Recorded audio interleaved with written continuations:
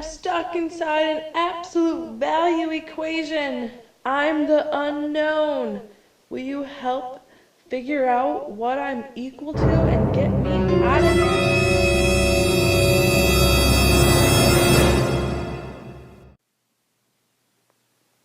Before we actually solve some absolute value equations, I'm going to do 3 examples in their basic form to help you think about what absolute value means.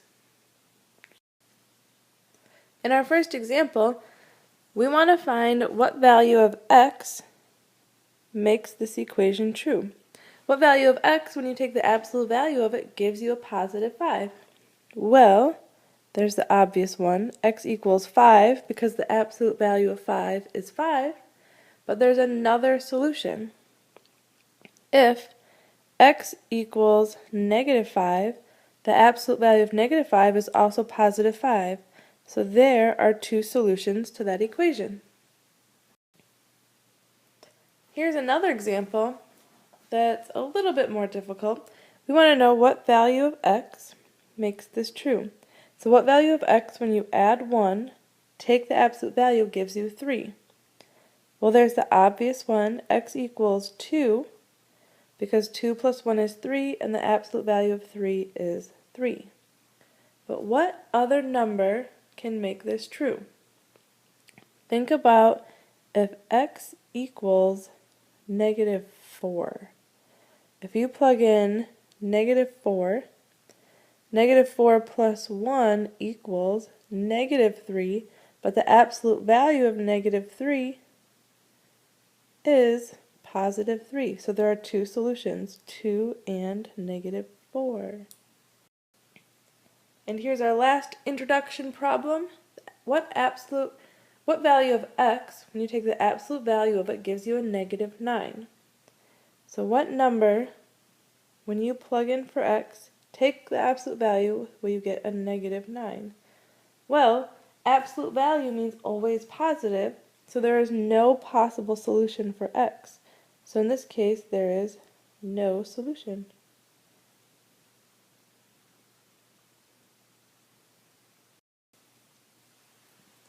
Now, let's go through the steps of solving an absolute value equation. I've listed the steps on the left, and the first one says to isolate the absolute value. So what that means, look at your equal sign. We want to isolate this absolute value of 4x, which means we want it by itself on that side of the equal sign. So I want to get this plus 2 to the other side, so I am going to subtract 2 on both sides.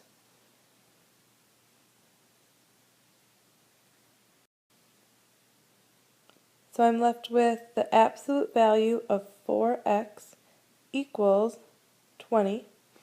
So I've isolated it. Now I'm going to set my absolute value equal to its number and equal to its opposite. In other words, I'm going to create 2 separate equations. So you can break this apart into 2 separate equations that look like this. I can rewrite my equations, and I'm going to no longer have the absolute value sign.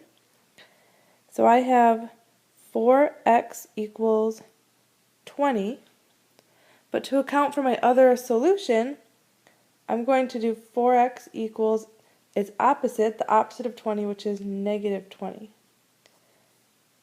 This will allow me to account for the 2 solutions that when you plug in for x will give you that positive 22. So solve this first one, divide both sides by 4. So x equals 5. And then in our second example, you're still dividing by 4, but in this case, your answer equals x equals negative 5. So let's check to make sure they both work. Plug them in. 4 times 5 is 20. Absolute value of 20 is 20 plus 2 is 22. And then plug in negative 5. 4 times negative 5 is negative 20. Absolute value is positive 20 plus 2 is 22. So both of these answers Check. Here's our second example. And our first step is to isolate the absolute value. But in this case, the absolute value is already by itself on the left side of the equation. So step 1 already done. Step 2, we need to set the absolute value equal to its number and its opposite. So I'm going to, instead of drawing the line here, I'm going to go straight into breaking this up into two separate equations. You're going to write 1 without the absolute value, so it's just 3x minus 7 equals 35, and you're going to solve that one. And then you're going to solve one that's 3x minus 7, but it's equal to the opposite of 35, and that's negative 35. And now you're going to solve both of these separately to get two different solutions. So let's look on the left. I'm going to add 7 to both sides. Add 7 to cancel, and add 7 to 35. So 3x equals 35 plus 7 is 42. And then divide both sides by 3. So in this case, x equals 14. Check it real fast.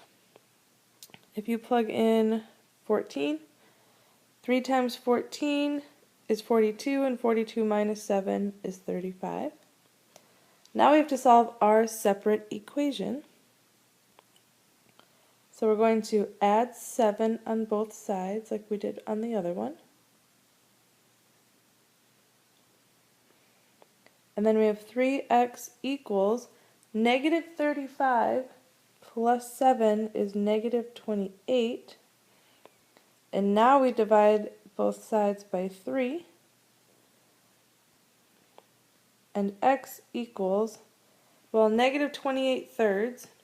3 goes into 28 9 times with 1 left over. So negative 9 and 1/3. So we have two different solutions. Both will give you the answer of 35. Example number 3, negative 2 times the absolute value of 2x equals 72. Let's go through these steps again. We need to isolate the absolute value.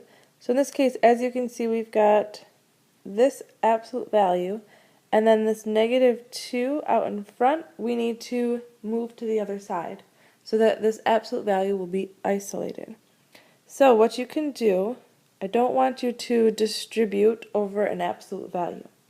Instead, how would we undo that negative 2? It's being multiplied, so I'm going to divide both sides by negative 2. So on the left side, I still have my absolute value of 2x left over, and that equals negative 36. So my absolute value is isolated. And now when I move on to step number 2, I'm actually going to stop right there, because look at what I have set up.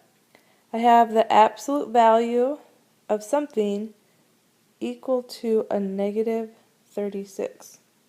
So after the first step, after the absolute value is isolated, if it equals a negative number, there's no solution.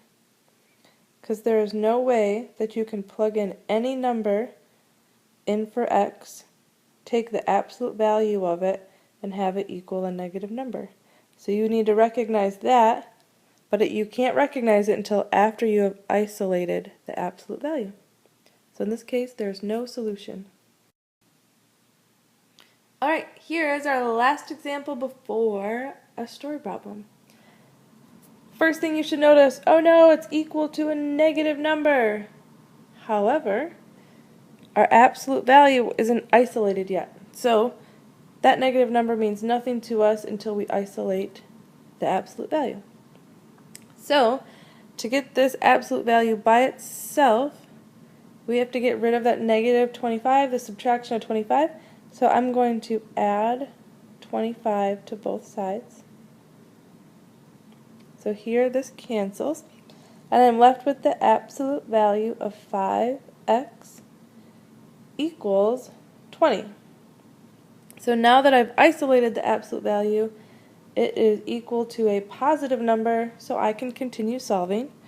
And I do that by splitting up my equation, and I'm going to create two equations. One where you just write it without the absolute value, 5x equals 20, and then to account for the other solution, 5x equals the opposite of 20, negative 20. And then solve. This would be mental math at this point. Divide both sides by 5 to get x equals 4. And then divide both sides by 5 to get x equals negative 4. And don't forget to always plug them back in to check that it works for both of them. And our last example is a story problem. It says, for a company to invest in a product, they must believe they will receive a 12% return on their investment. So that is their goal. They want a 12% return. But they're okay if it's plus or minus 3%. Write an equation to find the least or greatest ROI they believe they will receive. Now, students usually get kind of mad at these problems simply because they can read it and know the solution, but they struggle with writing an equation, an absolute value equation that represents the situation. So, let's think about this. Their goal is 12%. And they want the difference from their total to be no more than 3 away from 12, plus or minus 3. So, if you think about whatever their total is, if you subtract 12, take the absolute value of it, we want it to be 3, which means it doesn't vary by more than 3. So now, let's solve this absolute value equation. X minus 12 equals 3, and then add 12 to both sides, so x equals 15. Which makes sense because that's 12% plus 3. So the maximum would be at 15%. But then if you solve this the other way, x minus 12 equals negative 3. And then add 12 to both sides, you get x equals 9. Which also makes sense because it's plus or minus 3. And 12% minus 3 would give you 9%. So it's kind of common sense to come up with, well, 12 plus or minus 3 would be 15% is your max. And 9% would be your minimum value that they would be happy with. So when you write your equation, you always want to think the difference from the total and your goal. You want the absolute value of that to be within 3, so your range. So, you need to understand not only how to solve it, but how to write the absolute value equation that represents the situation. And there's your full lesson on absolute value equations. So, good luck, and let me know if you have any questions.